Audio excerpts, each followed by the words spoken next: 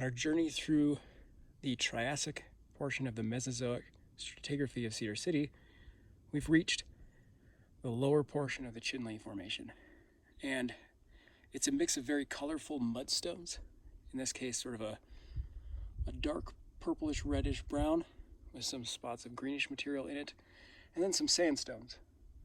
And we're going to move over here and take a look at this sandstone, or what used to be a sandstone. This rock layer has been heavily altered, probably by hydrothermal fluids.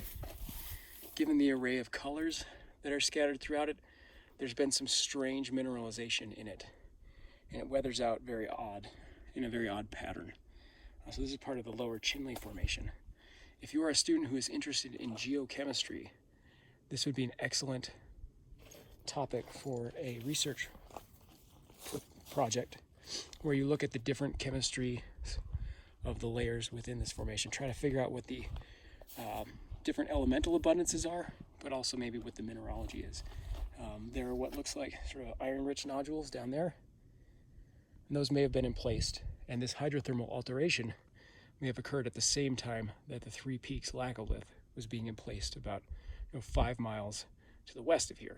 So that would bring a lot of mineral-rich fluids up with it, and then they would soak into things like sandstones, right? Sandstones are more permeable, and that would allow them to leave some strange deposits behind. The floodplain muds, dark in color, good sign that they were in more of a organic, rich, wetter environment that is characteristic of the Chinle Formation. So if you look back that way, somewhere in this hill slope, there is a disconformity between the early Triassic Moenkopi and then the late Triassic Chinle Formation. There's a big gap there. There's something like 30 million year gap.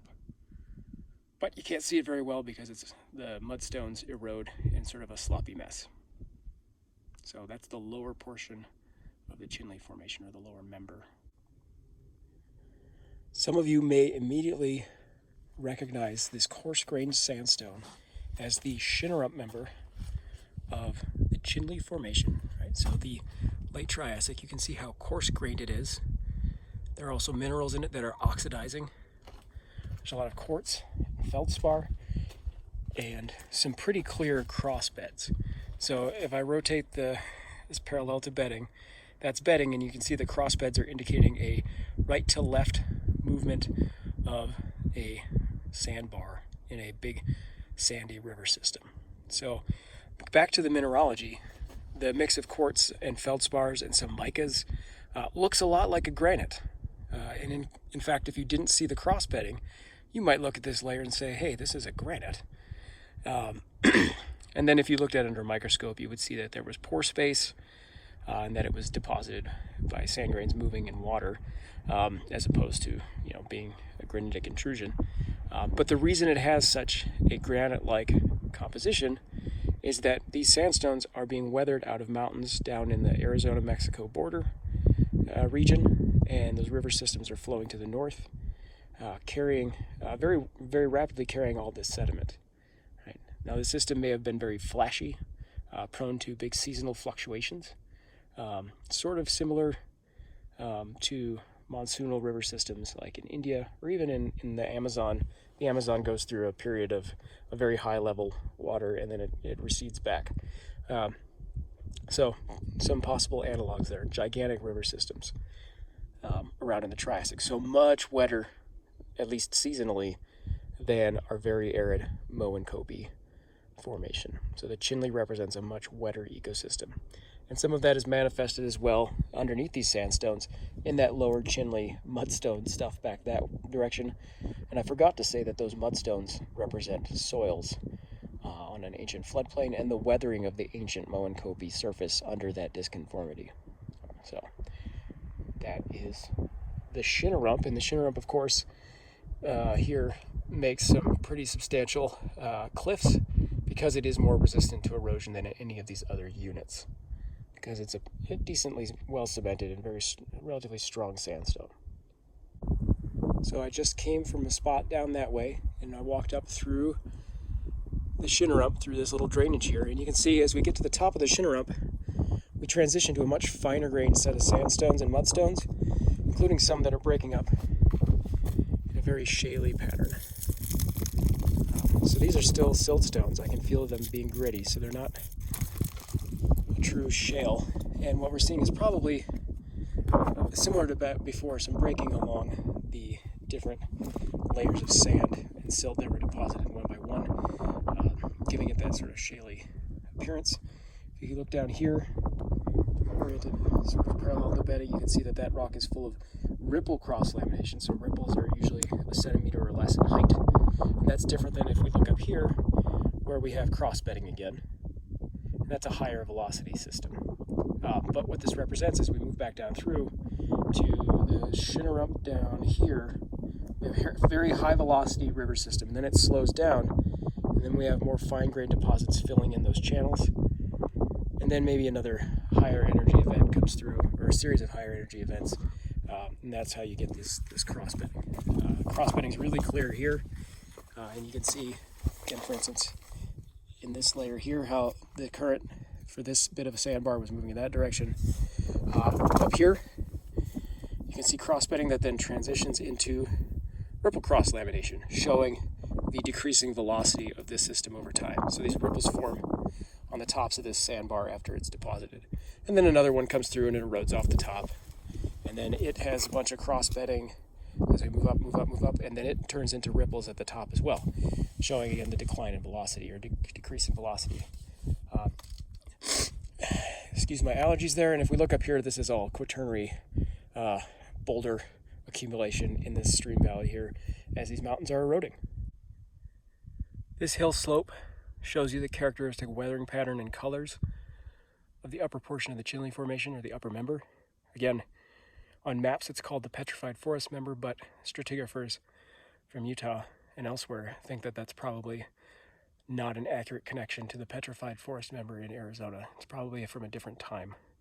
Some interesting things about these layers: these mudstones represent floodplain deposits, and there are some channels that cut through them that have sand.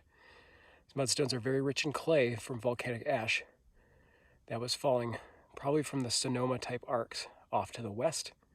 And if you look up there, that is the Shinarump member that is underneath stratigraphically this member, but it's more resistant to erosion, so it sticks up a lot farther. All right, the dips are down towards me as I'm talking, so dipping towards the east, and so we're looking kind of down into the rocks.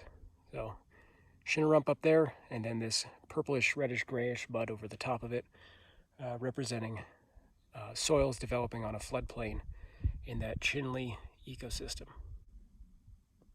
Our last stop in the Triassic portion of the Mesozoic section of stratigraphy in Cedar City is the upper member in this area of the Chinle Formation.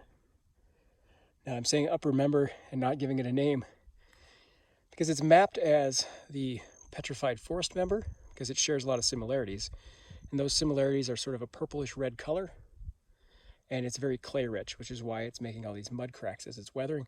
If you look further up the hill, it also has more of a popcorn weathering type pattern where you get these little balls of mud that form as the clay gets wet and swells and then dries up and shrinks. So you can see that pattern a little bit here. Now I'm walking and talking in part to get to the point where you can see my rock hammer, and I'm going to adjust our view here. And you might recognize the rocks on the right. That's the Moenkopi Formation. The rocks on the left are the Chinle Formation. And this is not an unconformity because the rocks on the right are older than the rocks on the left, and they're on top of them. And so this is a thrust fault. So there you go. This thrust fault happened during the severe orogeny, and it formed, it runs roughly parallel to the dips of these units. And what happened is that as compression was occurring, there was a break at some point, and the Shinarump member, which hopefully you can recognize here, in this area at least, got shoved up over the top of the Chinle Formation, and it took with it the upper red member as well. And if we were to walk over the top of this hill, sorry for the speed there, you would see that the sequence repeats. And so we move up this hill through the Shinarump, over the hill into the upper red, and then the Chinle Formation shows up again.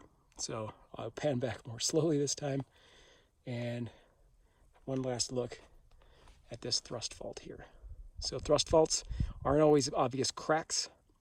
Sometimes it's just a boundary between two soft layers, which would make sense because they're going to be the easiest to deform.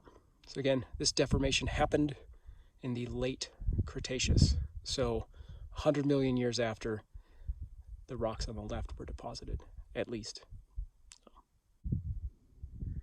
Take a look there, my rock hammer is resting on that thrust fault between the upper portion of the Chinle Formation and then the Shinarump member of the Moenkopi Formation. If I pan over this way and we look up, we can see some of those gypsum-rich layers, thin beds up towards that surface. So again, these rocks are at least 30 million years older than the rocks that they are clearly sitting on top of here. And this spot is a good example of how you know that the reason the Chinle the reason the Chinle is next to, or appears to be next to the Moenkopi Formation in some places, it looks like it could be a normal fault. And that's what people would expect in an area that's impacted by the basin and range. But if you look here, you can see that they're not next to each other. In fact, the Moenkopi has been shoved up over the top of the Chinle, and as you pull the Moenkopi away, you see more Chinle underneath it. So for those older rocks to be above, particularly with this geometry of fault, it needs to be a thrust fault. It couldn't be a normal fault, because if this is a normal fault dipping like this, that would require the material on the hanging wall to have slid down. And that doesn't make sense if that's older. So instead, it's still the hanging wall, but the hanging wall has been shoved up above this footwall with the younger rocks beneath the older rocks. Looking at that thrust fault now from a different perspective. Chinle, Moenkopi, or approximately. This is probably a fault zone where they're crumbled together a little bit. It's very clearly Chinle over here, very clearly Moenkopi over here, and of course Moenkopi up that way until you get to the Chinle over there. I think I see a deer. I didn't catch it. Anyway, oh, there it is. So that deer is heading up through the Shinarump, and it's pausing to give us a good look of that Shinarump. Now as it canters across one of the ridges of the Shinarump, it's heading up towards the upper red, and it paused again. Thank you, deer. Yep. And then if you look up past the deer, if you can't see that deer, it's like right there. So maybe you saw it. Now it's heading up the trail through the upper red. Then you have lower Chinle, then the Shinarump, and then behind that you see the upper Chinle, and then above that, that red sandstone that makes a cliff, that is the Moenkopi Formation. So that's at the Triassic-Jurassic boundary. We're not going to cover that one in this video. So thanks to that deer, got a little bit of extra out of this part of the video. So looking back that way, you can follow the strike of the Shinarump, and then if we come back to here, you can see the color variation, indicating our boundary between the stuff on the right, which is younger, and the stuff on the left, which is older.